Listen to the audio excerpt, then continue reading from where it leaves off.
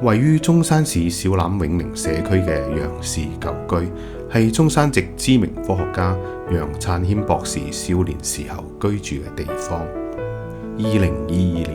佢變身成為謙遜科教與藝術中心。謙遜兩個字取自楊燦謙夫婦之名，亦都係代表咗楊氏謙虛、純真、追求卓越嘅家風。楊燦謙育有子女3人，2個博士，1個院士。佢哋將祖居捐獻出嚟，改造成為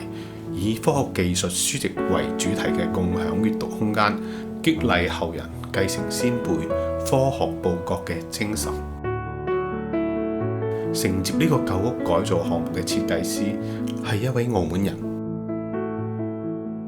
響2017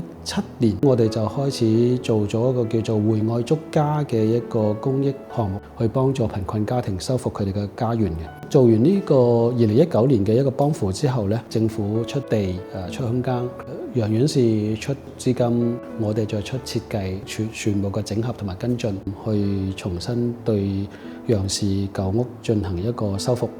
咁個楊氏嘅舊屋基本上都應該係好幾十年嘅一個風吹雨打。呢一棟3層高嘅建築亦都已經係空置咗，包括我哋坐呢個位置就係一個菜田嚟嘅。咁所以變咗有3個空間嘅構成，一個就係楊氏舊屋就用翻修舊如舊嘅方式翻新處理，一個就係呢個藝術中心。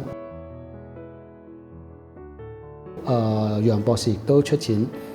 重新興建在座呢個叫做書屋，所以3個建築都係唔同時代唔同嘅風格，所以你會見到我哋呢個係非常非常簡約。佢好似着一件白色嘅T-shirt， 用一個通透嘅牆面，通過一條谷城文化風雨廊，慢慢將大家引入嚟，盡量最簡約、最簡單去呈現歷史。咁外邊個廣場呢，我哋特意做到佢比較空曠，小朋友、老人家包括社區就可以喺度做好多個活動。所謂嘅嶺南風格咪就係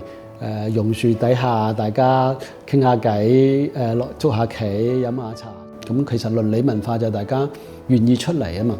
所以我覺得就係重新去修復街區文化、鄰里文化先係我哋作為建築師要做嘅。